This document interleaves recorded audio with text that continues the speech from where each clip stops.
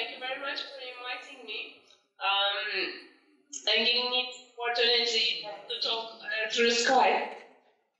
In my talk, I would like to analyze the Greek junta of 1967 in comparison with two of its contemporaries, the Turkish coup of 1980 and the failed Spanish coup of 1981. So I will be looking into these three cases, and arguably the Greek junta took place around 15 years before and cannot be seen as a contemporary to these two military interventions. However, I believe that the international context, meaning the Cold War context in which these three coups took place, was relatively similar. And this similarity allows us to play down this factor as an explanation for the outcome of these coups and focus on domestic circumstances, which is what I'm planning to do in my presentation. My main argument is that the three interventions were fundamentally different from one another in terms of their levels of success. The 1980 coup in Turkey lasted for only 3 years, but it reshaped Turkish politics and socio-economic structure in profound ways. The military itself became entrenched into the political system in the aftermath of the coup. The military became the most dominant player in politics, with increased political autonomy and prerogatives.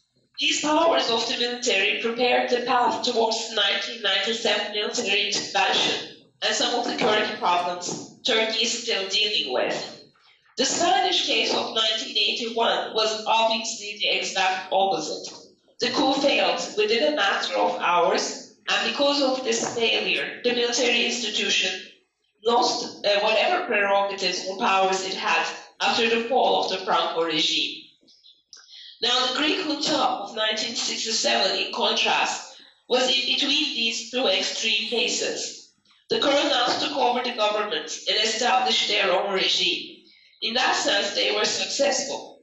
However, they failed in making an imprint on Greek politics. After the transition of 1974, the military lost its powers and prestige.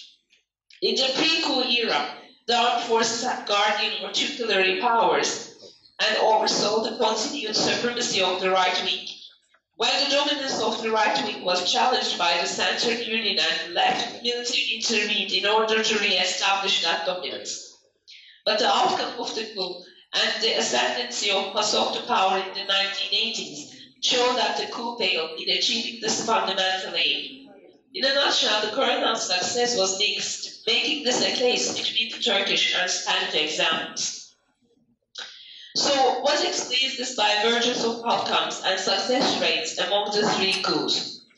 I argue that the amount of support that each intervention garnered from political elites and the rest of the military had important effects on how military rule landed.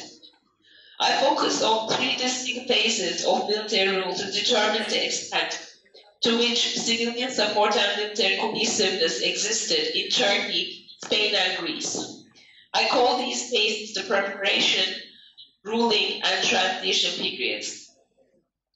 Let's begin by looking at the preparation phase of the 1980 Turkish coup. The first important point to make is that the military hierarchy in Turkey unanimously ordered the coup. Several months before the actual coup, the chief of the general staff, General Kenan Evren, commanders and army officers from the level of lieutenant general and up agreed together on the necessity as well as the nature of the intervention. This guaranteed the unity of the military during the preparation phase. There was also support for a coup among political elites. Frequent meetings occurred between Kenan Evren and politicians before September 1980, verified by interviews and memoirs of leading politicians and Kenan Evren himself. This attitude of the civilians and military officers contrasts with the behavior of the Spanish politicians in 1981. In Spain, the push was carried out by around 200 civil guard officers who broke rank and acted outside of the chain of command. The officers forcefully entered the National Assembly in session. They were led by a middle-ranking officer, Lieutenant Colonel Antonio Tejero. During the incident, Military General Manuel Guterres Mellado, who was the acting Prime Minister, ordered Tejero to back down. This was followed by the resistance of the leaders, of the main party leaders in the assembly, televised for the whole world to see. Aside from this occupation of the parliament, the Captain General mobilized the 3rd Military Region in Valencia with the hopes that other troops would also join in the coup. At the same time, another coup plotter, General Alfonso Armada, went to the king's palace to convince him to take over the rule of the country, but King Juan Carlos refused. In contrast to the actions of the Greek king around 15 years ago, he wore his military uniform and declared on TV that he did not endorse the coup. He called everyone to peace, announced that he ordered the Joint Chiefs of Staff to take control of the insurgency. This is arguably the moment the coup failed. The king's public declaration signaled that neither the military hierarchy nor the civilian power holders were behind the coup and prevented other troops from jumping on the bandwagon and participating in the coup. Within 24 hours of the coup's start, the commander of the 3rd Military Region in Valencia surrendered and Tejero was arrested. The coup failed because there was no military unity and no civilian support. If we now contrast this with the 1967 coup in Greece, there are obvious similarities but also differences. The leaders of the Greek intervention were about 20 mid-career officers from the army. They bypassed the generals who had planned a coup of their own, but who, after consulting Constantine and Prime Minister Kanellopoulos, had decided to postpone action until the results of the May 1967 elections. Convinced that their superiors would remain passive and frustrated by such inactivity, the colonels decided to seize the initiative. Their insubordination to and dissent from the monarchy, from their superiors in the armed forces, and from right-wing political leaders demonstrate that neither the military hierarchy nor politicians encouraged the military to intervene at the preparation stage of the coup. This is a similarity with the Spanish case. But there are also important differences. One such difference is that the Greek colonists planned the coup better by stealing the NATO plan from Matthews and causing confusion in the armed forces regarding who gave the order of the coup. The rest of the armed forces followed orders, thinking that the coup was legitimate, although it was staged by middle-ranking officers outside of the chain of command. During the day, King Constantine was also persuaded to appear together with the Junta in a publicized and now infamous photograph. This is the second and most important perhaps difference in the Spanish case. The king's endorsement in Greece probably convinced those in the military who might have opposed the coup that the monarch was behind the order. Moving on from the preparation phase to the ruling phase, it is possible to see legacies of how the coup was staged in Greece and Turkey. No dissent within the military occurred in Turkey after the general seized government. There were no military burdens either in the higher or the lower ranks, and General Penderman led the coup from the beginning until the end. The leaders of the largest mainstream parties, the Justice Party and the Republican People's Party, were under house arrest, but a group of political leaders from these and other political parties supported the military by agreeing to work with the junta.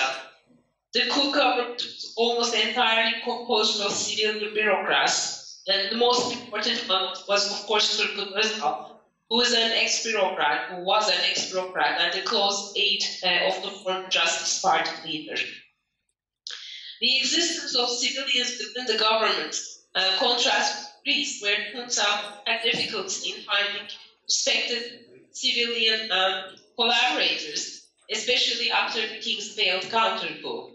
This is not to say that sustained resistance to the colonel's regime existed. On the contrary, during the first few months, influential civilians kept their silence or seemed supportive, and only in rare instances during the regime's duration did any of them openly resist the coroners. But when compared to Turkey, it is important to highlight 3 points. First, there were at least 2 serious counter-coup attempts in Greece. The December 1967 coup organized by King Constantine and May 1973 Navy mutiny. So the military was far from unified. Second, in addition to the discord within the armed forces, the junta leaders themselves were split into several factions. The original leadership of Patakos, Papadopoulos, and Makaretos was overthrown in November 1973 by Ioannidis. Finally, there was a fragile, but nevertheless, a vocal civilian opposition to the junta, including Karamanlis and Papandreou, who were both overseas. There was also the group of around 170 former parliamentary deputies, led by Kanelopoulos and other rightist and center party leaders who opposed the coroners from within Greece. Levels of military unity and elite support had significant consequences during the final phase of the coup and the transition to democracy phase. In Spain, there was no military rule as a result of the 1981 coup, but still, the total failure of the push affected the powers of the military. A few days after, there were democracy marches across Spain, with the presence and joint participation of the main parties. This clearly showed to the military hardliners that the atmosphere in Spain had changed, and now there was widespread consensus for democracy. 2 days after the coup attempt, a new government under the leadership of Leopoldo Carlos Sotelo was established. This was the first government since 1939 that did not include a military member in the cabinet, which is a clear indicator that the armed forces lost their political power. Reforms in civil-military relations increased after 1982, when PSOE won the elections, and Narcis Serra became the Minister of Defense. During this reform period, the size of the military was reduced, the command structure was reorganized, promotion criteria for senior personnel was transformed, military spending was cut, the number of civilians in the Ministry of Defense was increased, and the intelligence agency was given more powers to monitor coup activities within the military. Overall, with these reforms, the military was subordinated to the civilians in a democratic manner. In Greece, the colonels led by Papadopoulos attempted to start the transition themselves in 1973. Had this liberalization scheme succeeded, the voluntary withdrawal of the junta would have assured high levels of political autonomy for the armed forces. However, the plan failed due to a lack of military cohesiveness as well as elite opposition. The liberalization scheme and the following Polytechnic revolt intensified the split with the military rulers and caused Colonel Ioannidis to take over. The transition then took place as a result of the threat of war with Turkey over Cyprus. On the 22nd of July, the Third Army Corps, stationed in Thessaloniki, issued an ultimatum to the colonels, calling for the creation of a Council of National Salvation, which would pave the way for a transition. The country's president, General Fedon Gizikis, and the commanders of the 3 forces accepted these demands, and the council met the next day with the participation of former politicians. During this meeting, Gizikis demanded that the military hold the ministerial posts of defense, public order, and internal affairs. However, he faced the opposition of the politicians. Had Gizikis demand been met, the military would have probably continued to hold a high degree of political autonomy. By rejecting the suggestion, politicians ensured that the military's political powers during the transition would be limited. Unlike in Greece, where the 1973 liberalization attempt failed, in Turkey, elite support and military cohesiveness facilitated disengagement of the military. Specifically, the Turkish armed forces began to draft a new constitution in 1981, with the help of influential law professors, bureaucrats, and politicians. When the date of the elections were announced, the two main political parties attempted to participate by reorganizing and changing the names of their parties, giving the impression that they were enforcing the liberalization scheme. Because the military controlled the Turkish transition, commanders who staged Turkey's coup retained important powers. This table shows some indicators of military political power and autonomy following the Greek transition in 1974 and the Turkish transition in 1983. In Greece, 15 leaders of the authoritarian regime were tried for treason, and a limited purge in the military was carried out.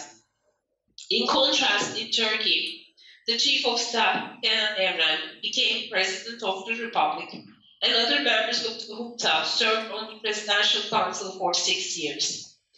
In both countries, post-coup era military expenditures were high, but in Turkey, civilians have almost and still don't have any control over the budget of the military. Finally, in Turkey, the powers of the National Security Council were also increased in the constitution, and the council oversaw politics and controlled decision-making in security matters until the early 2000s. In Greece, the 1975 constitution was written by the democratically elected civilian government, and it provided no political role to the military in a non-democratic manner. In 1977, the new law increased the powers of the civilian government and the defense ministry vis-à-vis the armed forces of Greece. Establishing the Supreme Council of National Defense, the law empowered civilians to decide on the most important defense matters, including defense policy and the appointment of high-ranking officers. Let me conclude by summarizing my argument again in 2 sentences. The divergences between the Spanish, Turkish, and Greek juntas' time and power and their political influence after the transitions can be explained by the civilian and military support that they garnered.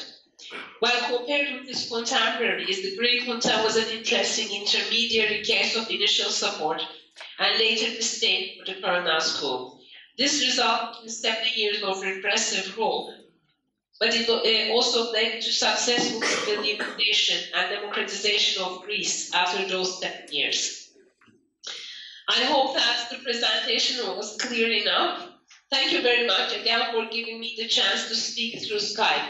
If you're interested in this type of comparison, some of the ideas I presented are from my recent book, Between Military Rule and Democracy, and I would be happy to discuss them or answer questions by email.